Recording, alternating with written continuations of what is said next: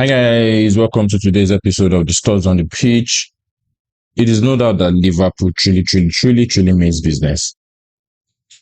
It is no doubt that Liverpool truly means business. It would not matter whatever club you support.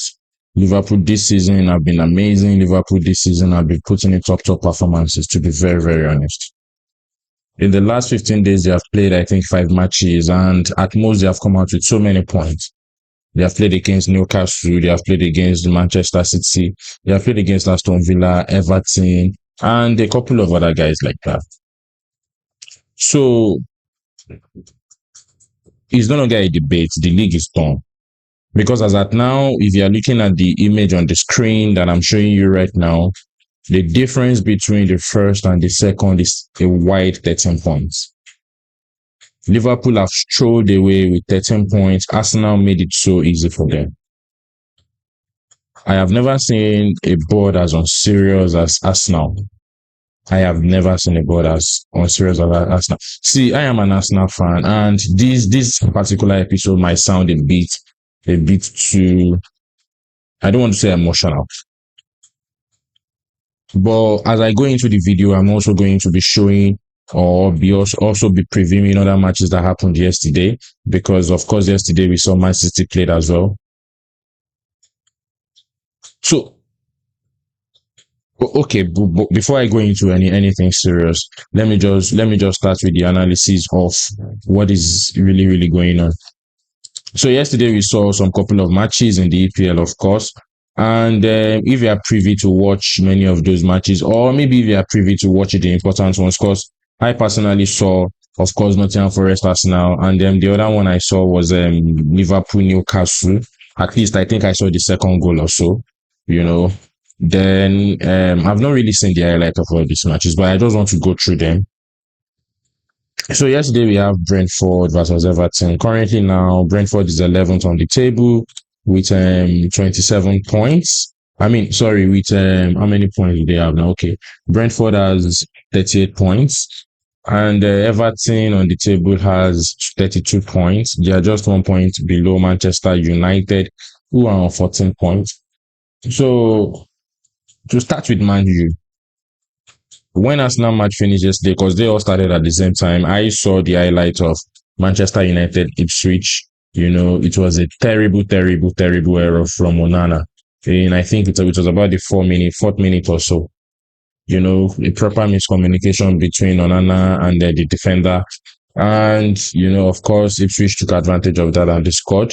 But I must really commend Manchester United, because at least they picked up a red card. I think it was close to the end of the first half.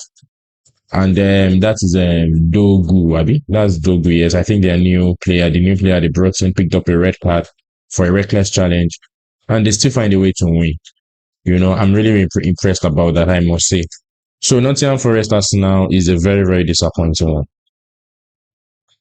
Arsenal was so spineless yesterday. We could not bite. They could not even move the ball in the midfield. Dead legs. It was just so obvious that something was wrong with that team, that the players are tired already. And when you have a team like Arsenal, that for the past 5 years, Mikel Arteta has been doing an amazing job trying to build a squad, then all of a sudden things begin to collapse. Because personally, I will always say it, because I made a video yesterday in my other channel.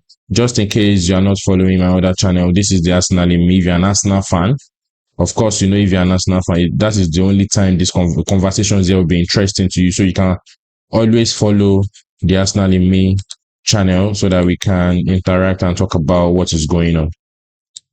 So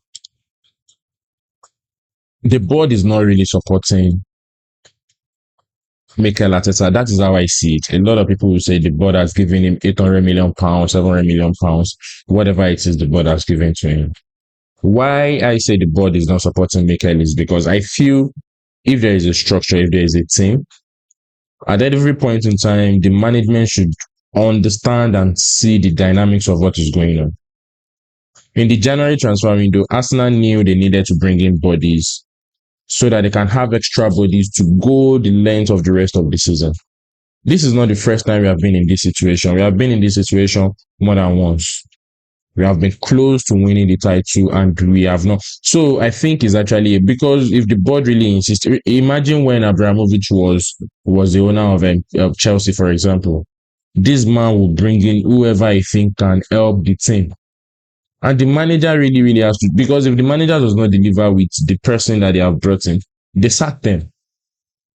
But January transfer window was already obvious. We had Saka out since I think December or November.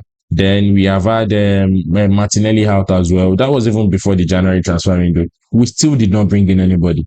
In the summer, one of the worst business we did was bringing in Raheem Sterling, who at that point in time I actually understand that we brought in just as a backup. But things like this would not work with a proper big club. So going forward, I don't want to waste too much time on us now. Tottenham versus Manchester City. I did not see this one, but I know it's going to be an interesting watch. I'm going to see the highlights, Of course, Manchester City won away, by 1-0. And that takes Manchester City to 47 points now, with Nottingham Forest being on 48 points. And, one of my fear now is Arsenal, because we are 6 points ahead of Nottingham Forest. Are we even going to actually still stay in the top four? Because we have big matches ahead of us. We have Chelsea, we have Manchester United. How exactly do we plan to play these matches? With Merino as a striker, with Odegaard in the midfield that is already tired, with Neri that is trying to leave the team but cannot really do anything, with our defense that, Saliba and Gabriel are just playing their hearts out now. Declan Rice running through the pitch. Then finally we have Liverpool Newcastle. Liverpool have been very, very great. Yesterday it was a good performance from Szoboszlai. He was everywhere on the pitch. And Liverpool just had to win by that much, by 2-0. But as much as I would like to say that Liverpool are very, very lucky, they are lucky because my own philosophy of winning the league is that the year you want to win the league, everything will work in your favor. From officiating to injuries to squad depth to what do we call it now, to absolutely everything. Because yesterday, before the match, we figured Isaac was not going to be playing. Isaac, who is also a top scorer in the EPL, suddenly picked up injury against Liverpool. So Liverpool came in, obliterated them. They won by 2-0. Isaac, their best player, was not on the pitch. So these are the things that happen for a team that really, really, really, really would win the league. To me, I think it's beyond just saying that, okay, you need to buy players, you need this, you need that. They bought Isaac yesterday and he didn't play. He had injuries. Alan the other day was also not available. And as a matter of fact, because he was not available, there was really nothing Manchester City could do. So it's one thing to have players, it's another thing for them to be available. Manchester City have Rodri, the world best footballer. He has not played 4 matches this season, maybe 4 or 5 matches this season, because he got injured in the first leg between Manchester United and Arsenal, and in that match we had a 1-1 haul draw.